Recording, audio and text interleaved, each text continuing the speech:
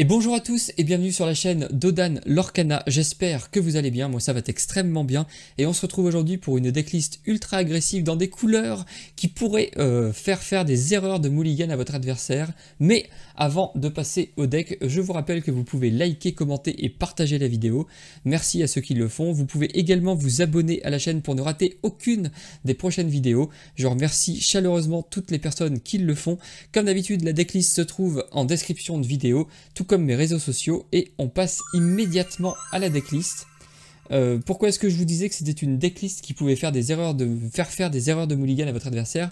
Eh bien tout simplement parce que c'est une decklist violet-grise, des couleurs où on attend plutôt un Jafar ce rêve bleu. Cette decklist là ne sort pas de mon chapeau, c'est dommage, j'aurais bien aimé être l'auteur de ce deck, mais non, c'est Zach Bivens qui s'est permis de faire un top 4 à un énorme tournoi aux États-Unis, le CCS Lorcana, 226 joueurs.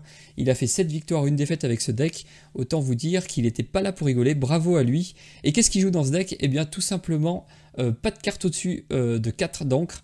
Ce deck-là veut aller très vite, gagner très vite et ne peut pas se permettre de jouer des cartes plus hautes. Donc vous allez jouer beaucoup de tours 1, 12 tours 1, c'est énorme, dont la Maléfique Attendant Sondeur qui est là pour faire le maximum de l'or le plus rapidement possible. L'Adepte de Tchernabog, qui lui est plutôt utile puisque vous pouvez le jouer, l'orer, le sacrifier, bon vous perdez un peu de tempo, mais vous piochez une carte, ça peut être pas mal pour continuer à mettre de la pression quand vous savez qu'il va mourir au prochain tour parce qu'il va se faire trade, autant le rentabiliser en piochant une carte. Pour avoir un peu plus de résilience sur le board, on va aimer jouer les Olaf 1-3, qu'on connaît, ça résiste au Thyssen Ambition que pourrait jouer votre adversaire. En parlant de gros l'horreur, on joue évidemment le Pinocchio Clou du spectacle, 3 de l'or, 1-1, 2 de non ancrable. On l'a déjà vu dans le set 2, on va pas le présenter plus. Le nouvel entrant dans cette decklist là, c'est le Monsieur Mouche, 3-3, 2 de l'or pour 2 ancrables, des énormes stats, beaucoup de l'or. Son seul point négatif, c'est que si vous n'avez pas de capitaine en jeu, il s'inflige 1 de dégâts à chaque fin de tour s'il est épuisé. Mais là où Zach Bivens a eu une idée de génie, enfin si c'est lui qui l'a eu, en tout cas dans ce deck là c'est vraiment très intelligent, c'est qu'il joue des Madame Serpent ou des Madame Renard ou des Arthur, ce qui fait qu'une fois que votre Monsieur Mouche sera parti 2 fois à l'aventure, vous allez pouvoir le renvoyer une 3e fois, il risque de mourir si vous ne faites rien, et là vous pouvez le remonter en main avec ces 3 cartes pour le rejouer. Si vous jouez Arthur, c'est encore mieux parce que vous allez l'aurer 2 plus 3, 5 en un tour tout en sauvant votre Monsieur Mouche. Vous allez aussi aimer jouer ces 3 cartes pour remonter vos loreurs, vos experts en lore, que sont Maléfique et Pinocchio évidemment. Maléfique, sorcière, elle est là pour vous donner un second souffle en piochant une carte. Ça va vous permettre de continuer à inonder le plateau de jeu avec vos créatures pour empêcher l'adversaire de respirer. C'est pas forcément une carte qu'on va garder en main de départ.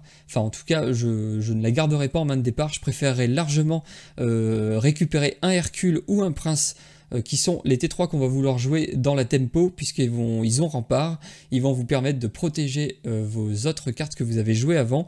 Il y en a un qui va l'aurer 2, qui a résiste 1, mais qui fera pas beaucoup de dégâts au board adverse. L'autre, quant à lui, l'or moins, mais sera capable d'aller chercher les Madame Mime Renard ou les Madame Mime Serpent adverses. Les deux ont leurs points forts et leurs points faibles. Ce sera en fonction du match-up évidemment. Les cartes de fin de partie, ce sont évidemment Merlin Chèvre pour le gain de l'or que vous allez pouvoir faire, le petit boost de l'or qui va pouvoir surprendre votre adversaire et tout du moins qui va pouvoir clore des games tout simplement. Le Merlin en lapin qui va, tout comme la Maléfique sorcière, va vous permettre de piocher des cartes et de continuellement réattaquer, remettre du board et proposer à votre adversaire des créatures et du coup de le mettre sous pression. Très intelligent, des petits emberlificotages qui seront très utiles en début de partie si vous sentez que votre adversaire pose des créatures qui peuvent venir facilement chercher vos Pinocchio, vos Maléfiques, vos Monsieur Mouche. Vous allez pouvoir l'embêter sur les premiers tours en lui remontant ses cartes en main, vous permettant un peu de prendre le large en l'or, tout en le ralentissant, c'est très bien. Mes amis de l'au-delà, une carte qui vous permettra de piocher, pareil, ça va être principalement pour un second souffle et essayer de toujours avoir des choses à poser et de la menace, faire poser des choses qui vont menacer globalement votre adversaire. Plus ardent que le feu des volcans si vous avez un board assez conséquent, ou pareil, au début des tours, si vous avez 2-3 créatures, vous allez pouvoir aller détruire une créature adverse pour continuer vous à lorer, essayer d'aller le plus vite possible vers vos 20 de l'or, c'est vraiment votre objectif. Le board adverse, globalement, vous allez très rarement aller le trade, sauf si vous avez des plus ardents que le feu des volcans et ou de la tempo avec amplificotage. Et maintenant, on commence à y être habitué. Une petite carte tech, le grimoire du sorcier, qui lui aussi va vous permettre d'aller chercher des points de l'or qui pourraient vous manquer en fin de partie. C'est habituel maintenant dans les decks violets d'en jouer qu'un seul. On verra si il nous sert dans les parties que je vais vous présenter.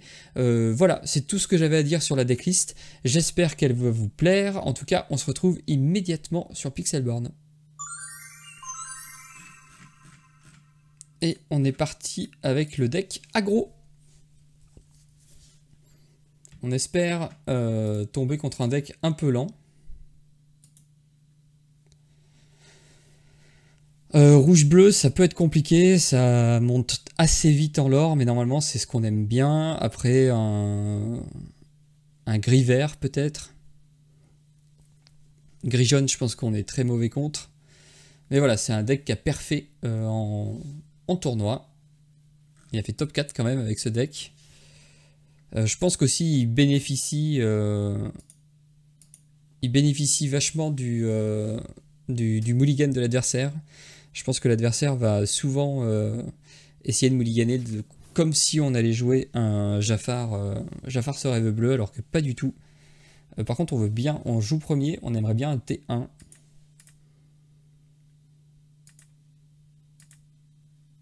Le Arthur, bof, tout de suite.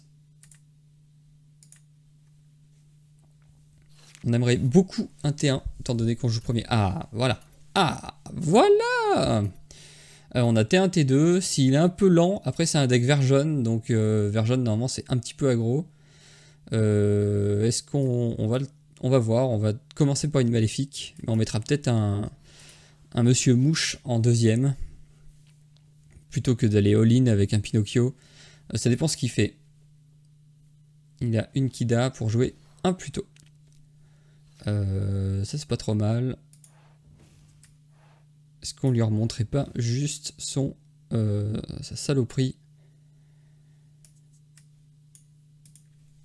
pour lui faire perdre un tour. S'il le repose, on peut lui rebounce.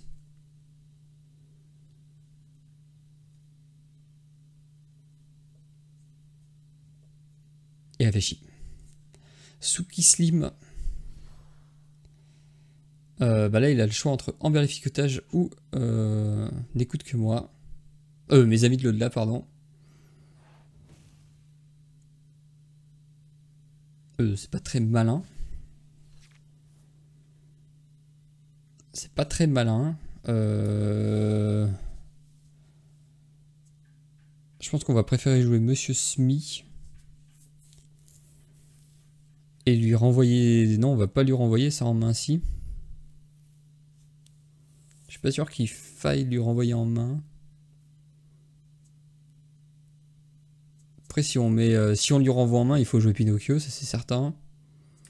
Je pense qu'on va se débarrasser de ça, jouer Pinocchio et lui remonter.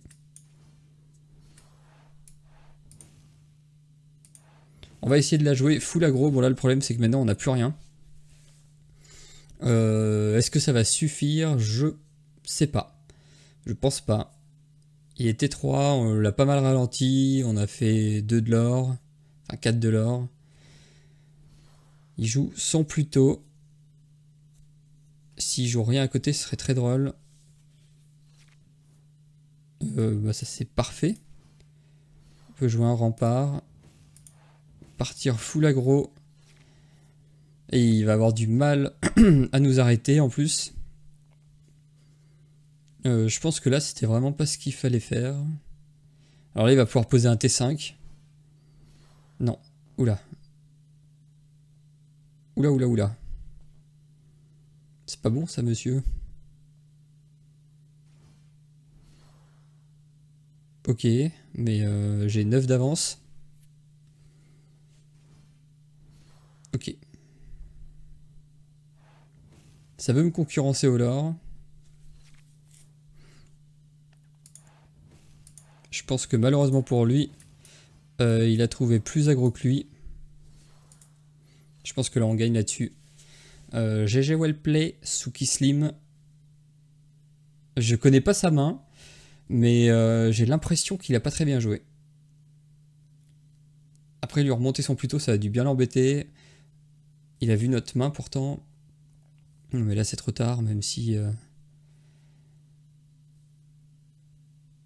Et c'est trop tard en fait, il peut nous tuer qu'une des deux trucs qu'il y a en dessous.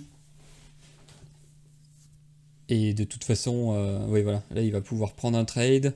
Mais on a quand même 5 $, donc on gagne ce premier match. On a été plus aggro qu'un deck très aggro.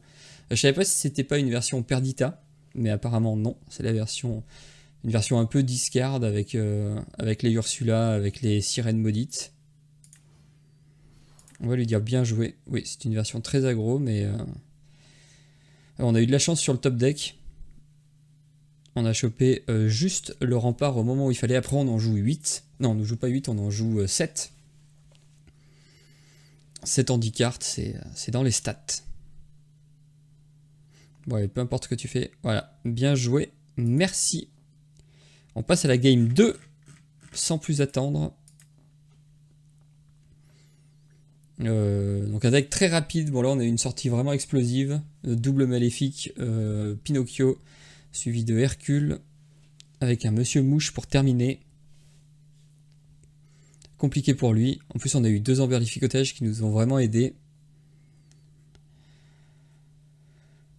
Ouais, après, je sais pas. J'ai trouvé ça bizarre, sa manière de jouer. Je sais pas ce que vous en avez pensé. Ah, un deck rouge-bleu. Alors, rouge-bleu, il faut aller très très vite parce que c'est aussi très vite fini.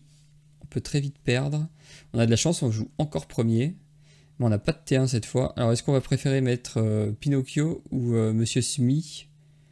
Je pense qu'on va plutôt mettre Monsieur Smee. On veut un board peut-être un peu plus solide, qui board peut-être un peu moins vite. On a le Chernabog en premier. On a une main pas dégueulasse. Lui, du coup, il servira à rien parce que T2, on va évidemment jouer Monsieur Smee. En plus, là, ça lui donne pas l'info qu'on est full aggro. Il va peut-être... ça peut être joué dans les decks Jafar, étant donné que ça fait piocher. Quand on l'envoie à l'aventure, on peut faire piocher plus 1 de l'or, enfin 2 de l'or plus une pioche sur un Jafar, c'est pas mal. On va enchaîner avec un Monsieur Smee.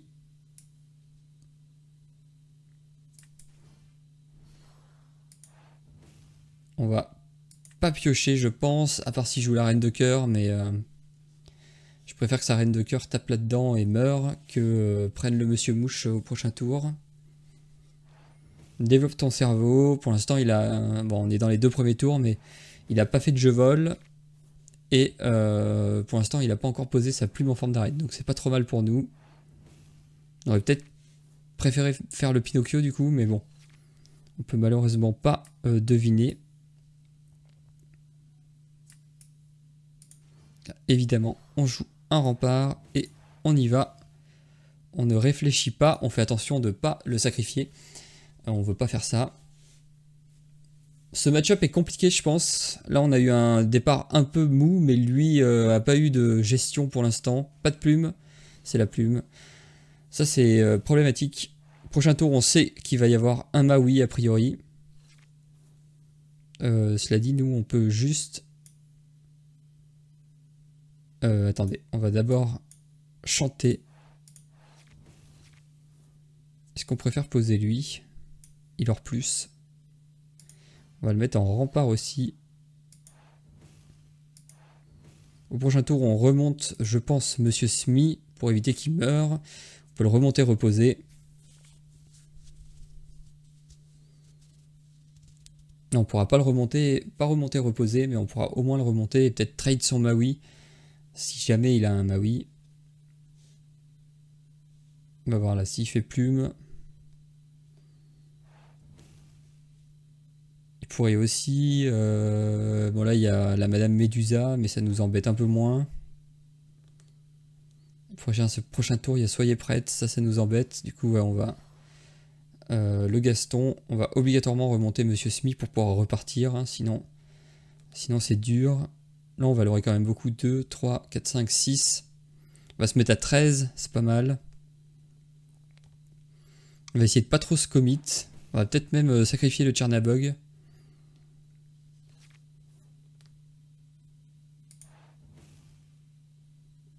On va le faire, je pense que soyez prête va arriver. Autant piocher.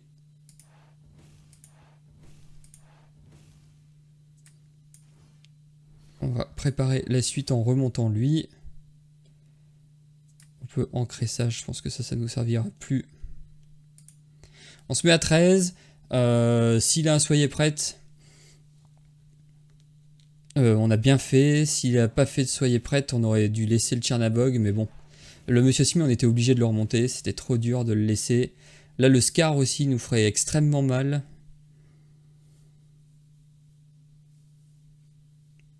L'idéal, ce serait d'avoir un T2, genre un Pinocchio. Ah, le soyez prête, on a bien fait de sacrifier le... Et là, il faut qu'on puisse repartir très fort. Donc, idéalement, ça va être Hercule, Monsieur Smee. Je pense qu'on veut pas piocher. Alors là, évidemment, il pourrait avoir... on veut pas le poser en rempart, nous. On veut le poser normal. Évidemment, il pourrait avoir un autre soyez prête. Ce serait pénible. Là, en gros, je pense qu'on va tout le temps... il est à 8, 9... Flaversham, il cherche des choses, il cherche... C'est pas mal pour nous. Là, on passe à 16. Il pourrait avoir un Maui, mais là, on s'en fout un peu pour l'instant. 6, il pourrait avoir la Médusa, non. Ça nous va. Est-ce qu'on va réussir à passer en dessous? Peut-être.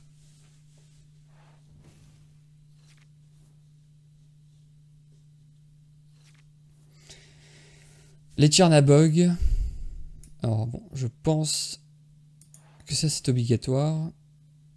Ça aussi, de toute façon, nous on veut aller tout droit. 16. Ah, on peut pas tout faire. Est-ce qu'on mettrait pas ça pour piocher?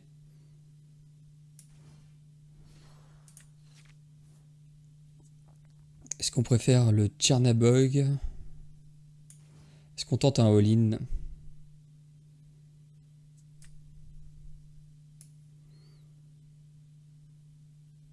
On va tenter le all-in. Est-ce qu'il a un soyez prête? Ça c'est la question. Dans tous les cas, on lui propose 3, on arrive à 19. Ça va quand même être compliqué. S'il a un soyez prête, c'est chiant. Mais on va voir. On s'est mis dans les meilleures conditions pour gagner. Ça non, il va chercher quelque chose, il cherche une solution. C'est pas trop mal pour nous, ça dépend ce qu'il trouve évidemment. S'il joue les Scars, tricheur vicieux, c'est un peu chiant, mais on arriverait quand même à se mettre à 19. Il est quand même assez loin, il n'a pas trouvé son Lucky Dime si jamais il en joue un. Il a le soyez prête évidemment. On va piocher quand même une carte, et là il faut qu'on puisse... Ah, ça c'est nul. Il faut qu'on puisse repartir. Ça c'est très nul, alors là on n'a pas de chance du tout. On n'a pas de chance sur ce qu'on a... Enfin, heureusement qu'on avait de la pioche. Là, on pourrait se mettre à 18. Ça va être tendu. Le deuxième soyez prête nous fait beaucoup de mal. Le Tamatoa, ça va. Il va piocher, mais c'est pas ce qui nous gêne.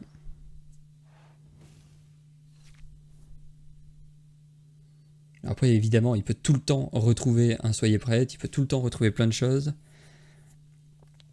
Il faut pas qu'on ait qu'une créature en jeu pour éviter les Madame Médusa, et il faut pas... c'est globalement tout, remarque. Bon, on n'a pas trop le choix, on est obligé de tout mettre. Encore une fois, si on se prend un soyez prête, on a le lapin qui nous permet de repiocher. Là, c'est vraiment dommage d'avoir ces deux cartes. Bon, après... Évidemment qu'on aura des cartes mortes. Ça c'est bon signe pour nous. À mon avis on va la gagner. S'il joue le sous-fétiche, il va l'aurer 3, 6, mais ça va pas être suffisant. Donc on est passé en dessous. Mais vous voyez c'est assez tendu quand même contre rouge-bleu. Alors après je suis pas un expert des jeux aggro, pour tout vous dire. J'aime même pas trop ça, je trouve que ça met une pression énorme de devoir toujours jouer vite, de se dire chaque tour qui passe, si je l'optimise pas au maximum, j'ai perdu. Je trouve ça très stressant en fait de jouer aggro plus que de jouer un deck contrôle où tu sais que plus tu résistes, plus tu vas rouler sur l'adversaire. Là je trouve que c'est plus dur. Mais bon, là, en l'occurrence ça s'est bien passé. On va gagner avec des petits Olaf. Et on avait un affreux Pinocchio pour finir.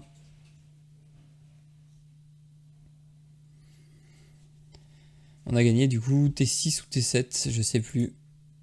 Il est gentil, il nous dit bien joué. On lui répond bien joué. Et on a gagné ce match-up là aussi. C'est pas trop mal. Et on va faire une dernière game. Bon, les parties sont assez expéditives. Ça fera une vidéo un peu plus courte. Ça fait à peine 15 minutes que je joue.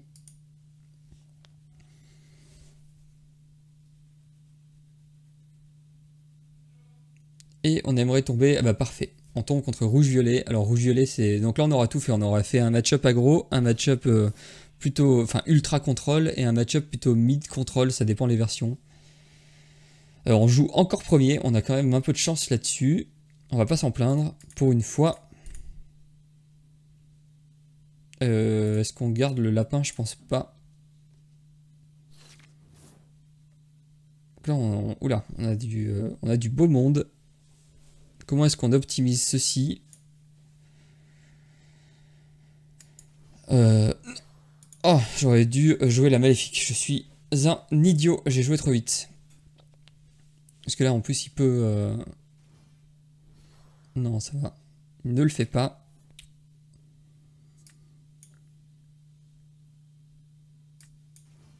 Après, pareil, ça lui donne un peu plus le doute. Est-ce qu'on le récupère? Est-ce qu'on le sacrifie? Ouais, on va piocher parce qu'on a beaucoup de non-ancrables en main. On a même que des non-ancrables. On trouve un Hercule, c'est pas trop mal. Oula, si je tape dans mon micro. Il pourrait éventuellement galérer à tuer le Hercule. Si on arrive à développer le Hercule, derrière on peut poser ça c'est chiant. C'est chiant, il nous empêche de faire ce qu'on veut. Après par contre ça veut potentiellement dire qu'on met du full board. Dire que c'est passé. Et est-ce qu'on lui détruit? Tour 3, oui. On va lui détruire. Plutôt que de faire de l'or. Bon, peut-être que je vais le regretter. Mais au moins là il peut pas jouer de Madame Mime Renard. Il peut pas jouer toutes ces horreurs. Et nous de toute façon il serait mort. Donc il aurait eu de quoi nous embêter. Donc là c'est parfait. On va pouvoir poser un Hercule en rempart. Partir agressivement en quête de l'or. J'ai pas ancré parce que on sait jamais, la Madame Mime Renard pourrait nous servir à remonter un Pinocchio ou des choses comme ça, même si on va jouer un Pinocchio plutôt. Non, remarque, on va jouer la Madame Mime pour le coup pour sauver le Pinocchio. Sauf si on a mieux. Non, on n'a pas spécialement mieux. Est-ce qu'on veut piocher? Ou est-ce qu'on joue juste ça pour le reposer?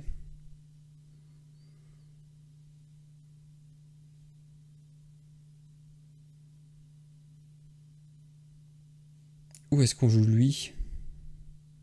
Non. On va remonter le Pinocchio, le reposer. Ah, on peut pas le reposer malheureusement, mais on peut mettre la maléfique pour pouvoir le reposer. Il faut qu'on aille assez vite quand même. Donc là on fait des sorties assez explosives. Est-ce que en joue premier aussi ça aide beaucoup? Jouer second c'est un peu plus dur je pense avec ce genre de deck aggro. Donc là il va peut-être faire un feu du dragon. Ah ça c'est embêtant.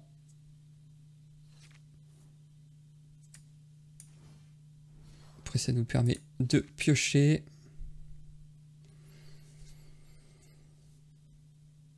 Et on n'a pas trop le choix. Je pense qu'on va partir à l'aventure très vite. Là, on va avoir du mal à setup le Arthur, mais il va falloir qu'on le fasse. Donc lui, il galère un peu, je trouve, c'est pas mal pour nous. On va pouvoir mettre le Arthur au prochain tour. Comme ça, le Arthur, il peut nous permettre... Enfin, il fait des points. là, on va pas pouvoir... quoique... Oh!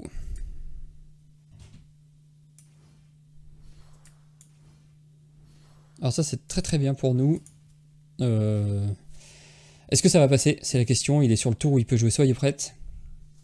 Si c'est une version qui joue Soyez prête. A priori, il le cherche. Ou alors il cherchait une carte ancrable. À mon avis, il l'a.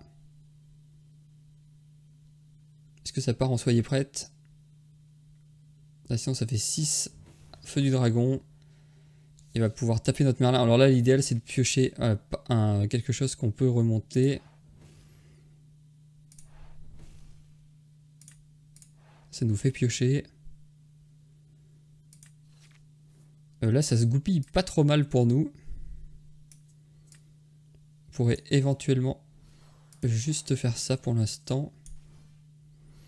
Comme ça, au prochain tour, s'il n'a pas de Soyez prête, on a gagné.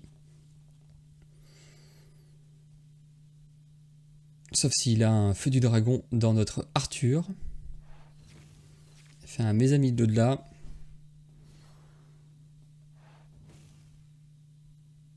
Il nous gèle. Nous, on va piocher. On va essayer de pas trop se commit. Ça, c'est pas mal par contre. Dommage qu'on l'ait pas eu avant. Parce que ça, on va essayer évidemment de le lancer à chaque tour. Et là, du coup, on peut gagner au prochain tour. Toujours pareil. S'il tue pas nos deux petites créatures. Est-ce qu'il va le faire? Ben, il a perdu là-dessus, je pense. Le grimoire qui nous fait gagner la dernière partie. On aura vraiment vu toutes les cartes du jeu. C'est parfait. Et on aura fait 3-0 avec un deck très aggro.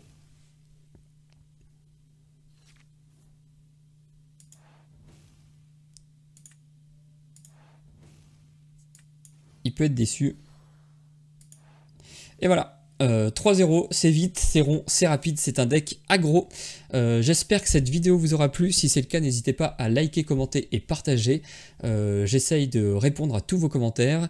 Merci à ceux qui s'abonnent, ça me fait extrêmement plaisir. N'hésitez pas à le faire. Plus on est nombreux, mieux c'est. Plus ça me motive et plus ça me donne envie de continuer évidemment. Bonne soirée, bonne journée. Tout dépend de l'heure à laquelle vous choisissez de regarder cette vidéo. Allez, salut!